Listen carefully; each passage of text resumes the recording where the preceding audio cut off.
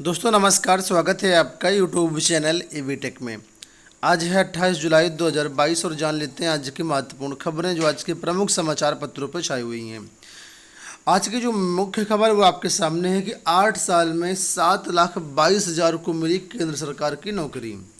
2014 से लेकर के अब तक बीते 8 वर्षों में करीब 22 करोड़ लोगों ने केंद्र सरकार की नौकरी के लिए आवेदन किया है। इसमें करीब 7,22,000 लोगों को नौकरी मिली है।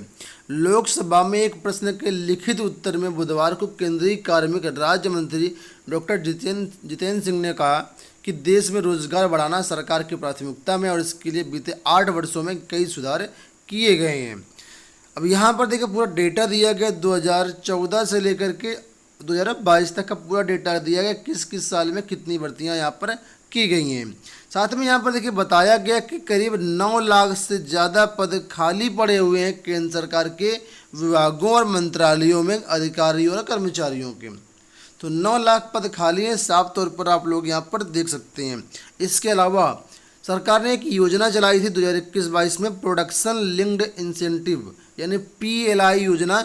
इसमें बताया गया करीब 60 लाख नए रोजगार पैदा करने की क्षमता है। ठीक है, और इनका कहना यह भी है कि स्वरोजगार के लिए PM मुद्रा योजना भी चलाई गई है। तो कुल मिलाकर के रोजगार के लिए सरकार प्रयासरत है और काफ़ी कुछ रोजगार सरकार के आंकड़ों के अनुसार दिया गया है। वहीं पर देखिए ये भी बात कही सरकार ने कल, जो जितेंद्र सिंह जी हैं उन्होंने बताया है कि केंद्रीय बलों में दिसंबर 2023 तक 84,000 से ज़्यादा पद खाली होंगे और इन पदों पर भर्तियां की जाएंगी। ठीक है, तो केंद्रीय सशस्त्र पुलिस बलों में 84,000 से ज़्यादा पद खाली पड़े हैं, उन्हें अगले साल दिसंबर 2023 तक भरा जाएगा। अब यहाँ पर पूरा डेटा दिया गया कि कितने कितने यहाँ पर पद किस विभाग में हैं। ठीक है, तो इसमें CA CRPF के भी पद हैं, असम राइफल्स के पद हैं, ITBP के पद हैं, SSB के पद हैं, कई सारे पद इसमें हैं जो कि कल हमने आपको शाम को वीडियो के माध्यम से सूचित कर दिया था। अगर आपने वीडियो नहीं देखा है तो देख लीजिएगा। और यहाँ पर भी देखिए ग्राफ के माध्यम से यहाँ पर बताया गया है कि स्वीकृत पद कितने हैं और रिक्तियाँ कितनी हैं। पीली वाली लाइन दिखा रहा है कि स्वीकृत पद हैं और जो ग्रीन लाइन है, ग्रीन बार है, वो ये दिखा रहा है कितने पद भरे जाने हैं, मतलब रिक्त हैं एक तरीके से। चलिए बात कर लेते हैं हम लोग दूसरी अपडेट के बारे में। तो यूपी बोर्ड परीक्षाओं को लेकर के अपडेट आया है कि यूपी बोर्ड परीक्षा 70% कोर्स के साथ करवाई जाएगी। आपने देखा कोरोना काल में यूपी बोर्ड ने 30% पाठ्यक्रम कम करते हुए 70% पाठ्यक्रम को ही स्कूलों में पढ़वाया और 70% के अनुसार ही परीक्षा हुई। लेकिन इस साल ने जो यूपी बोर्ड का सिलेबस जारी किया है यूपी बोर्ड ने सभी क्लासों का, उसमें भी 30% की कटौती बरकरार रखी गई है। विशेषज्ञों की माने तो कोरोना के चलते 2 साल नियमित पढ़ाई न होने के कारण छात्र छात्राएँ मानसिक रूप से दबाव में हैं और इस साल प्रैक्टिकल परीक्षाएं और मूल्यांकन परीक्षा के कारण करीब अप्रैल भर में और स्टार्टिंग के लगभग 10 मई तक पढ़ाई नहीं हो पाई है। इसी वजह से यहाँ पर यूपी बोर्ड का कहना है कि इस साल भी 30% पाठ्यक्रम ही पढ़ाया जाएगा। बात कर लेते हैं PCS इंटरव्यू को लेकर के। तो आपको बता दें कि PCS इंटरव्यू में कौन कौन से क्वेश्चन पूछे जा रहे हैं, डेली आपको अपडेट देते हैं। उसी कड़ी में देखिए यहाँ पर जो कल प्रश्न अभ्यर्थियों से पूछे गए वो आपके सामने हैं। सवाल था कि समाज में लिव इन रिलेशनशिप बढ़ रहा है, ऐसा क्यों। इसके अलावा और भी कई सारे क्वेश्चन पूछे गए, जैसे कि SDM होते अगर आप तो ज्ञानवापी विवाद का समर्थन कैसे करते हैं, है ना। इसके अलावा जो कुछ प्रमुख क्वेश्चन वो यहाँ पर स्क्रीन पर दिए गए हैं, जैसे कि प्रवर्तन निदेशालय को लेकर के जो सत्याग्रह हो रहा है भाजपा और कांग्रेस में, कौन सही है। नुपुर शर्मा का बयान सही है या गलत, आप अपना मत दीजिए। क्या संविधान में नागरिकता का उल्लेख है, यदि है तो कौन कौन से अनुच्छेद में। लखनऊ के हजरतगंज अटल चौक के नाम से पहले उसका क्या नाम था। वैश्विक तापमान बढ़ने के क्या कारण है। आज़ादी का अमृत महोत्सव क्यों मनाया जा रहा है। खसरा और खतौनी में क्या अंतर है, समझाइए। ठीक है, तो इस तरीके से काफ़ी सारे प्रश्न अलग अलग मुद्दों को लेकर के पूछे गए हैं। अगर आप ये सभी न्यूज को पेपर कटिंग के रूप में चाहिए, इमेज के रूप में चाहिए, तो हमारे टेलीग्राम से आप लोग इनको डाउनलोड कर सकते हैं। टेलीग्राम का लिंक वीडियो के डिस्क्रिप्शन बॉक्स में दिया गया है। इसके अलावा अगर आप शॉर्ट अपडेट्स आप चाहते हैं, क्विक अपडेट्स चाहते हैं, तो आप हमें इंस्टाग्राम पर भी फॉलो कर लीजिएगा, लिंक वीडियो के डिस्क्रिप्शन में उसका भी दिया गया है। चलिए बात कर लेते हैं हम लोग दूसरी अपडेट के बारे में। तो यहाँ पर पेट परीक्षा के बारे में अपडेट है। यूपी SSSC पेट 2022 के लिए जो आवेदन की डेट है वो बढ़ा दी गई है।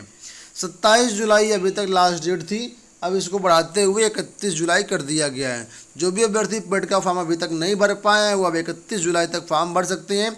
साथ में अपने फीस पेमेंट वगैरह या कुछ करेक्शन वगैरह है तो उसके लिए भी यहाँ पर 3 अगस्त की डेट रखी गई है। तो यहाँ पर देखिए लिखा है करीब 40 लाख अब तक आवेदन जमा हो चुके हैं।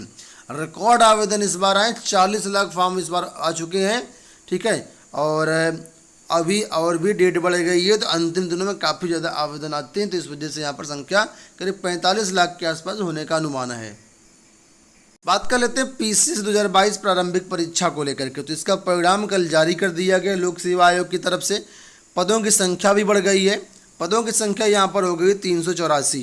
देखिए कि डिप्टी कलेक्टर के लिए और डिप्टी SP समेत 384 पदों के लिए परीक्षा करवाई गई थी, और उसमें से जो करीब हैं 5,964 अभ्यर्थी सफल घोषित किए गए हैं। 384 पदों की संख्या है। और यहाँ पर बताया गया कि जो मुख्य परीक्षा का कार्यक्रम है एवं ऑनलाइन आवेदन की प्रक्रिया उसकी सूचना अलग से दी जाएगी।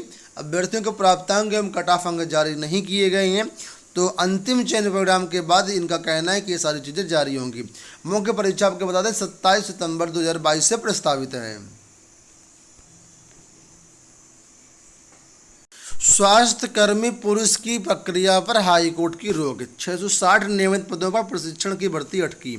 इलाहाबाद हाईकोर्ट के लखनऊ पीठ ने प्रदेश के स्वास्थ्य कर्मी यानी पुरुष के नियमित 660 पदों पर प्रशिक्षण की चयन प्रक्रिया पर 14 सितंबर तक रोक लगा दी है। कोर्ट ने मामले में राज्य सरकार समेत अन्य पक्षकारों से 4 हफ्ते में जवाब मांगा है। ये आदेश जो है न्यायमूर्ति आलोक माथुर ने दीपक कुमार समेत 27 संविदा MPW पुरुष कर्मियों की याचिका पर जो है सुन करके दिया है। बात करेंगे अगली अपडेट के बारे में। परिषदीय विद्यालयों को लेकर के एक बड़ी अपडेट है कि जिले के अंदर ऑनलाइन शिक्षकों के तबादले। शासन ने जारी की परिषदीय स्कूलों की स्थानांतरण प्रक्रिया। अगले 10 दिन में खुल जाएगा पोर्टल। तो जो भी परिषदीय शिक्षक हैं, चाहे वो प्राइमरी में हो या जूनियर में हो, उनके लिए विशेष अपडेट है कि जिले के अंदर ही ऑनलाइन ट्रांसफ़र किए जाएंगे। इसकी जो स्थानांतरण प्रक्रिया जारी कर दी गई है। अगले 10 दिन के अंदर पोर्टल खोल करके ऑनलाइन आवेदन लिए जाएंगे, और ऑनलाइन आवेदन लेने के बाद जिले के अंदर ही शिक्षकों का तबादला किया जाएगा। तो जो भी अपडेट होगी चैनल के माध्यम से आप लोगों को समय समय पर दी जाएगी। आप लोग चैनल से जुड़े रहिएगा। 51 एडेड महाविद्यालयों को जल्द ही मिलेंगे प्राचार्य। आप लोग जानते होंगे UPHESC से चयनित करीब 51 प्रिंसिपल ऐसे हैं जो वेटिंग लिस्ट है, जिनको ज्वाइनिंग दी जा रही है, तो इनको जो है जल्द ही कॉलेज अलॉटमेंट कर दिया जाएगा। चलिए PGAT एंट्रेंस को लेकर के बात कर लेते हैं। इलाहाबाद विश्वविद्यालय से जो भी छात्र PG करना चाहते हैं उनके लिए अपडेट है कि इलाहाबाद विश्वविद्यालय ने 40 केंद्र बनाए हैं। 2 अगस्त से होने वाली परीक्षा के लिए प्रवेश पत्र जारी कर दिए गए हैं, और कुल मिलाकर 54 पाठ्यक्रमों में यहाँ पर एडमिशन होंगे। 10,659 सीटें यहाँ पर हैं, और करीब 33,815 अभ्यर्थी यहाँ पर शामिल होंगे, और अगस्त में ही इसका परिणाम जारी होने की संभावनाएं हैं। तो जो भी अभ्यर्थी इसमें शामिल हो रहे हैं अपने एडमिट कार्ड डाउनलोड कर लीजिए। राज्य विश्वविद्यालय की प्रवेश परीक्षाओं के बारे में यहाँ पर अपडेट है कि राज्य विश्वविद्यालय की जो BEd की परीक्षाएं हैं वो 28 केंद्रों पर करवाई जाएंगी। तो रज्जू भैया विश्वविद्यालय की BEd परीक्षा शुरू हो गई है। प्रयागराज कौशाम्बी में 28 केंद्रों पर परीक्षा का आयोजन हुआ। इसमें BEd प्रथम सेमेस्टर बैक और भूतपूर्व परीक्षार्थी और BEd तृतीय सेमेस्टर के परीक्षार्थी शामिल हुए। और अंत में SSC को लेकर के ये अपडेट है। आप लोग जानते होंगे SSC के माध्यम से पोस्टल असिस्टेंट और सार्टिंग असिस्टेंट यानी PA ऐसे की भर्तियाँ होती थी जो 10+2 के माध्यम से होती थी, है ना। लेकिन अब इसमें चेंज कर दिया गया है।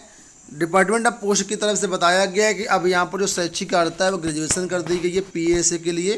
तो यहाँ पर अब जो भर्तियाँ होंगी CGL के माध्यम से करवाई जाएंगी, और ये प्रक्रिया जो है CGL 2022 से ही लागू करने की बात कही गई है। तो कुल मिलाकर के अगर आप पोस्ट ऑफिस में पोस्टल असिस्टेंट या सार्टिंग असिस्टेंट बनना चाहते हैं तो आपको CGL क्वालिफाई करना होगा। ये हो गई दोस्तों आज की सारी सूचनाएं। आशा करते हैं वीडियो पसंद आया होगा। इस वीडियो में इतना ही। धन्यवाद।